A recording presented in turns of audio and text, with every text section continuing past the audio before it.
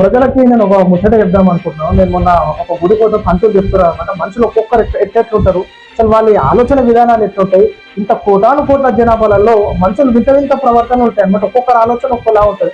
ఈ గమ్మత్ ముచ్చట ఎట్లుంటుంది అంటే, ఆ భక్తులది ఒకప్పుడు భక్తి భావన అంటే ఎంతో చిత్తశుద్ధితో ఉంటుంది. ఒక పూజ చేయాలంటే ఎంతో భయం భక్తితోని చేస్తూ ఉంటుంది. దీక్షలు చేయాలన్నా, ఆ నియమాలు పాటించాలన్నా ఒకప్పుడు ఉన్నటువంటి భక్తి భావన ఇప్పుడు తక్కువైనట్టుగా మనం చూసుకోవచ్చు. ఎందుకంటే ఈనాడు చిత్తం శివుడి మీద భక్తి చెప్పుల మీద అన్నట్టు ఒక మాట చెప్పాలంటే, చేసే తప్పులు అన్నీ చేస్తుంటారు.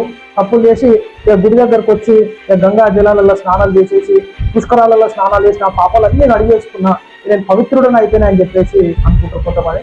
అది మానుకోవాలి. ఈనాడు ఎప్పుడైతే ఈడ సాఫ్ ఉంటుందో, దిల్ సాఫ్ ఉన్నప్పుడు మీ జీవితం కూడా సాఫ్గా నడుస్తుంది.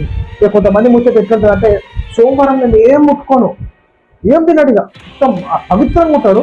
ఆదివారం రాత్రి 12 గంటల దాకా భగ్గా తిన్నా తాయినా తేలు ఉన్నా సరే, కానీ సోమవారం రోజు ఏం ముట్టుకోడు అనమాట. ఆదివారం దాగుతున్నా సరే 12 గంటల వరకు తాగొచ్చు, తినొచ్చు, ఏమన్నా చేయొచ్చు. కానీ 12 దాటిందంటే కథ మీద మొత్తం పవిత్రుడు అయిపోతుంది. అందులో జరిపి పక్కన పెట్టి సీన్ సీతారా కథ వేరే ఉంటుంది. అప్పుడు ఇక ఒకరు శ్రావణ మాసంలో అసలు ఏం తినను అంటారు. ఇక కథం మళ్ళీ నెక్స్ట్ మాసం వచ్చిందంటే కథం ఇంకా తినడు, లోపదానో బుక్కలు మెడకేసుకొని కనుక్కుంటూనే వస్తుంది. అట్లా ఒక్కొక్కటి కథ. ఒకటి నేను తానే రాను, సోమవారం నేను తాను, మంగళవారం నేను తానే అన్నటోడు ముందు రోజు దగ్గర తాగుతారు. ఇక తెల్లారి ఏమైనా బంద్ ఉంటే మొత్తం ఇక నేను ముట్టుకొని సీస మందు వాసన అంటే నాకు వాడే అంటారు. ఇక తెల్లారి వేస్తే మళ్ళీ వయసు కాడలు ఆయన డిఫరెంట్ ఎందుకు చెప్తున్నాను అంటే, మనుషులు ఒక్కరోజు కాదు తప్పులు చేసి విరాళాలు ఇచ్చిన భగవంతుడికి నేను పాపాన్ని కడిగేసుకున్నాను పునీతులు అయిపోయినాను కాదు. ఈనాడు మనుషులు ప్రవర్తన మారాలి, మనుషుల ఆలోచనలు మారాలి, సంస్కృతి సాంప్రదాయాలను పాటించాలి.